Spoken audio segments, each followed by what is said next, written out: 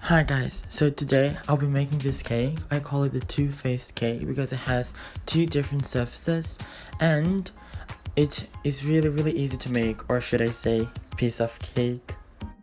If you want to learn how to make it, come with me.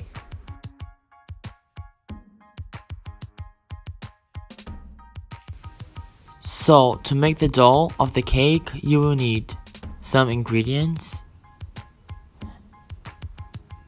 The first one is flour. You will need 2 cups of flour. Here I'm using coconut flour, oat flour, and the common flour.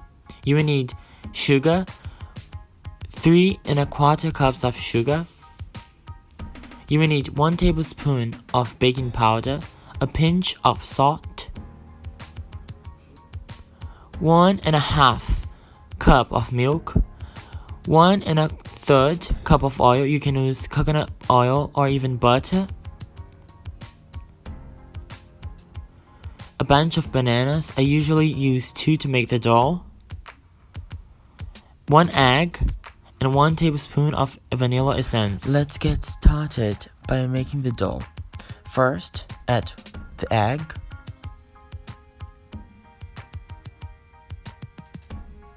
and give it a good shake. Then add the sugar.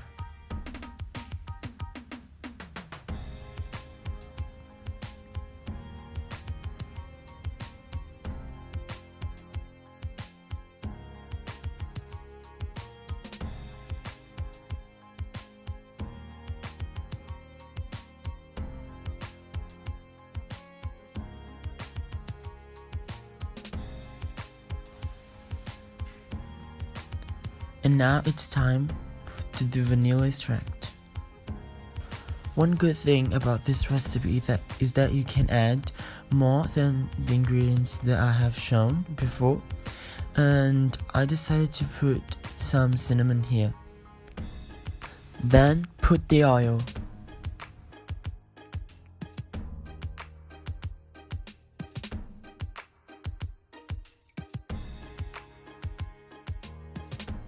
The pinch of salt,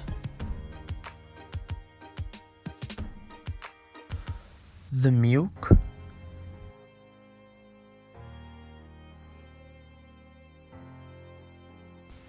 now add the bananas. Here I'm using 2 bananas, but as I mentioned before, you can add another fruit besides banana. You can add apple, for example, and then add the flour.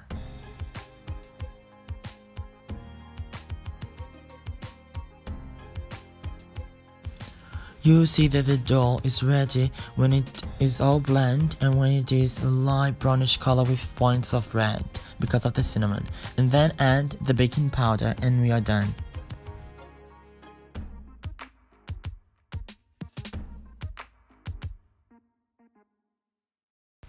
To make the caramelized bananas that goes on top of the cake, you will need a bunch of bananas, probably 3 or 4 depending on the size of each one, and a cup of sugar that will turn into caramel. In order to prevent the cake and the bananas, which will get really juicy in the oven, from leaking, involve or even wrap the pan in aluminum foil or parchment paper. I didn't have parchment paper, so that I used the aluminum foil.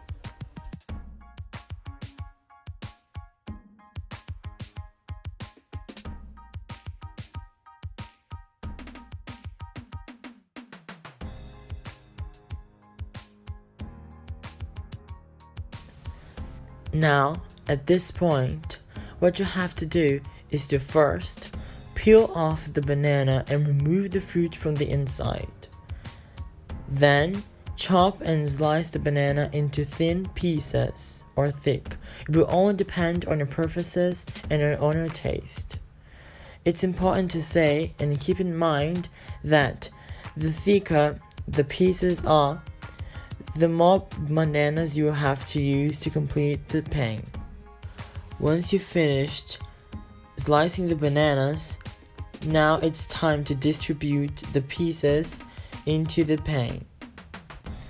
It's important to say that if you want, You can slice the bananas into different pieces and size so that the final looking of your dessert is going to be different than mine.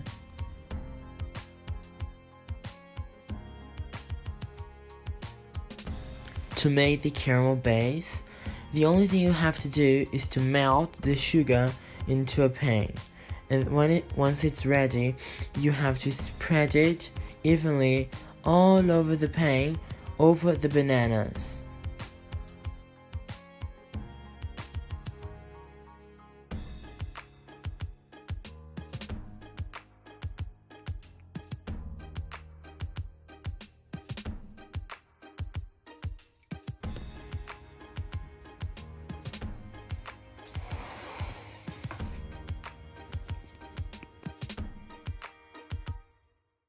To make the crumble, you need 1.5 cups of flour, 1.5 cups of sugar, 4 tablespoons of butter, and 1 teaspoon of cinnamon. Now it's time for we make the crumble. First, add the flour to the bowl, and then the sugar. I'm also adding some cinnamon. As I mentioned before, it's totally optional.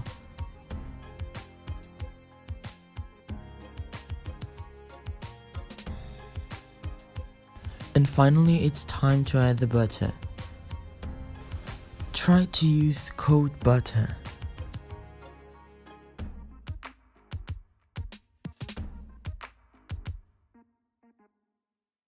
Now it's time to mix all the ingredients together.